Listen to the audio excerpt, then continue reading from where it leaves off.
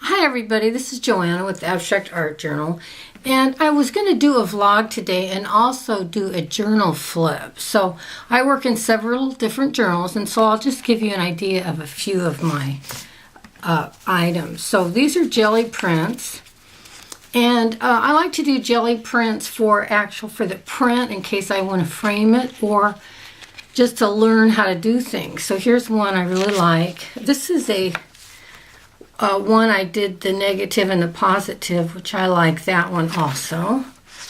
And then I wanted to give you an example. So this is just the dark blue and the turquoise.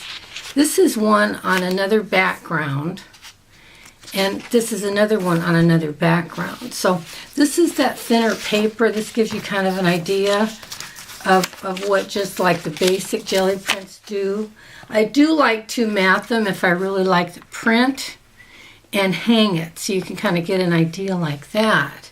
Now, I was going to show you a few other jelly prints that are a little bit different. And I do jelly prints for several reasons. One, I like to check paint colors, what paint colors look good with each other. I want to check, here's another one that's on another over another print, which I really like, and you can see the string. Now, this is one that I didn't like the jelly print, so I added some paint to it. Now, this actually is golden fluid acrylics paint that I just did with the credit card. This happens to be manganese blue, and then the gold colored. Okay, so that's one. And then this is another little painting I did on top of a jelly print that I didn't like. So that gives you kind of an idea. So I go ahead and keep everything. The ones that I really don't like, what I'll do is I'll paint over it. And I was going to give you another example. Now this is heavier paper. This is like 108-pound paper. And this is like a jelly print that actually, this came out okay, but I'm not too crazy about it, so I might paint over it. And so I wanted to show you some samples of what that would look like. Now this is actually a sheet that I just, when I was painting over it, I dabbed this on top of the paint and it actually came out good. So to me, that's a good abstract. This is one of the ones, the jelly prints that I painted over. And of course, if I really like it, I could also frame it and hang it up. So this I did with thicker paints. Now I used Liquitex Basics acrylics paints on these. And just to give you an example, this one had red or orange underneath, and when I scraped it and painted it, I got these really cool effects. So just giving you an example of some of the different effects you can get by painting over jelly prints that you really don't like. And that's what all of these are. I did jelly prints in this book, and like I say, I like to, this is another one where I just put it on top of the other paint while it was drying, and I came out with some cool effects. And again, I might want to do something with this, frame it or whatever. This also is that, see, there's no wrong way to do any of this stuff. This is another one where I used the paper. I took like a piece of paper, maybe my paint was wet, and I went ahead and pressed it on there and came up with these cool looking effects, which I really like.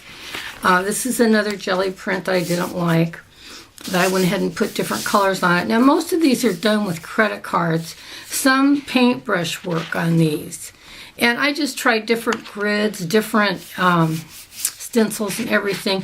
These are all on top of jelly prints that didn't quite make the cut. So I just wanted to give you some kind of an idea of what kind of looks you can get. These are all abstracts. And this is like the last one in this book that I'll show you.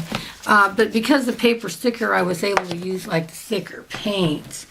Now, one thing that I always would come up with is that what theme can I use? I mean, is anybody using themes? So a couple of tips I wanted to give you as far as themes goes. You can use the alphabet, A, B, C to Z, and then come up with words, do an A and then art, artist, apple, whatever.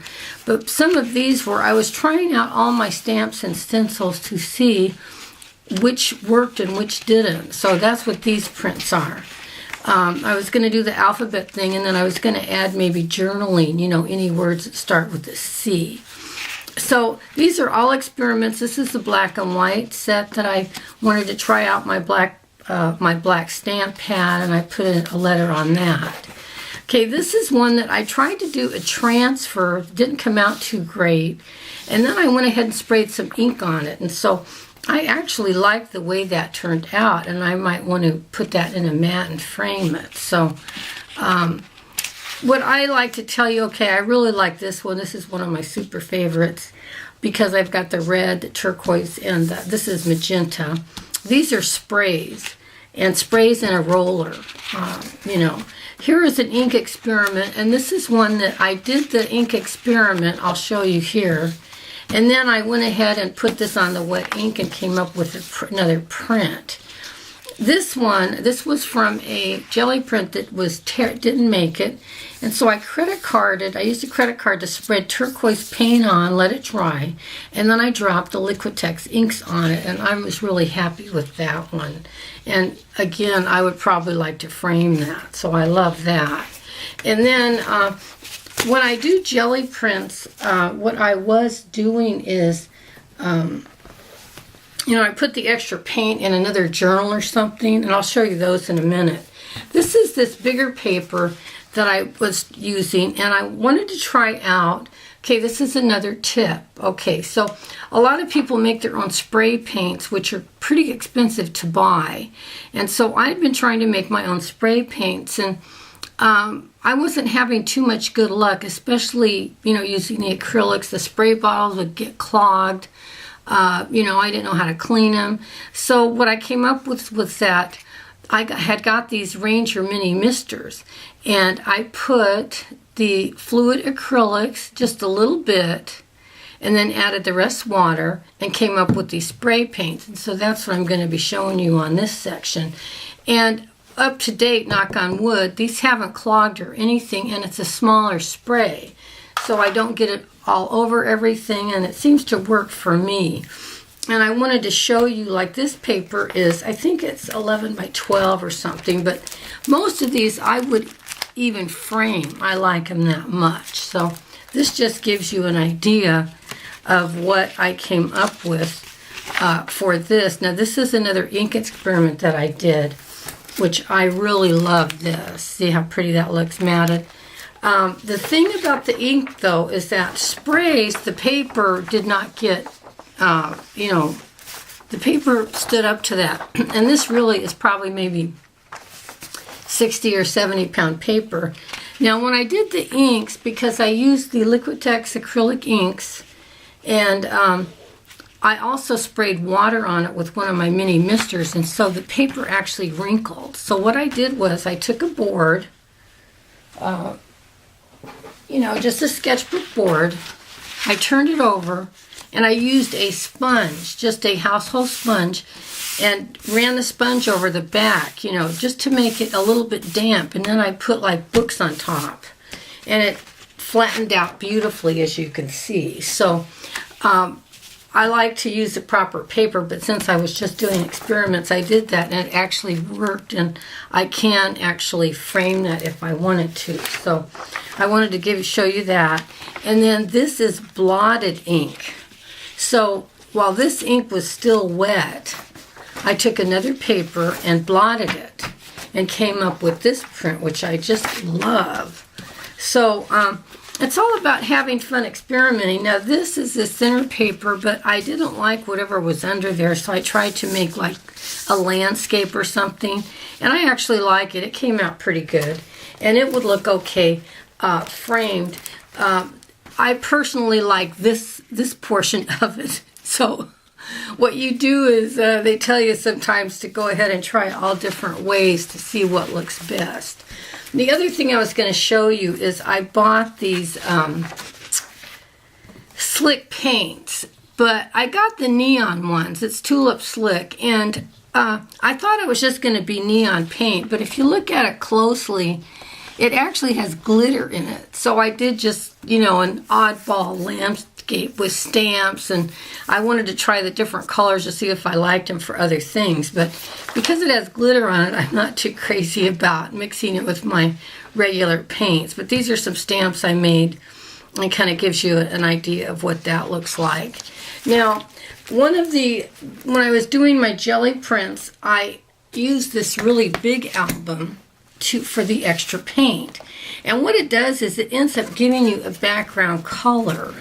So this particular one is over one of those things. Now, Jane Davies has short videos on how she does her abstract art. She uses a lot of these circles and the different things, and that's another thing, is like when your paint is wet, and this is what's done with brushes basically, is that when your paint's wet, you go ahead and press another paper on it. It gives it texture, plus you get a print on your other paper. And so that's how I did that one. Then the next one is that these are all done from prints, and I'll show you what these look like. Any of these I would be happy to hang. So these are all from the extra paint as the background. So this had some extra paint on it, and I went ahead and did a landscape. I wanted to do these landscapes where it's up higher and it has all this interesting stuff on the bottom. But what you see is you see the paint that was on there before, and that's why I think it makes it look interesting. Now this was done with brushes. The thick paint, this is thicker paper. This has got to be like 90-pound paper maybe. And it's all brush strokes and some credit card for the horizon lines on there. Okay, here's another one that came out pretty crazy. I used like some different scrapers on that, but they look better when they're in a matte. But again, it's only experimenting, and you know, the whole point is having fun. So I had lots of fun doing these. Same thing, this is on a, you know, some extra paint that I had put on there. The interesting thing, and I kind of like it like that, is what's happening is that I have a background to start with. Sometimes it's hard to get started on just a white piece of paper. Here's another one that I actually liked that came out kind of good. It had really dark colors underneath. And that's it for this one. And then the whole rest of this journal is going to be extras from, you know, from paint from using my jelly plate. So I wanted to give you an idea of what you can do with the jelly prints that you don't necessarily like. You know, you can paint over them, which is what I did, which is fun. The other thing is some of the, if you look up the jelly prints now, Patty Parrish, who I watch, she did a lot of 8x10 jelly prints on cardstock, and what happens is she was able to make envelopes and note cards out of that. So you know, you can always reuse your jelly prints. Now, some of the painted papers that I made, I'm going to be using in collage, so hopefully I will have some videos on how I'm doing that. But basically, I'm just experimenting and having fun, and I hope you found this helpful, and hope you have a great art day. Thanks for watching.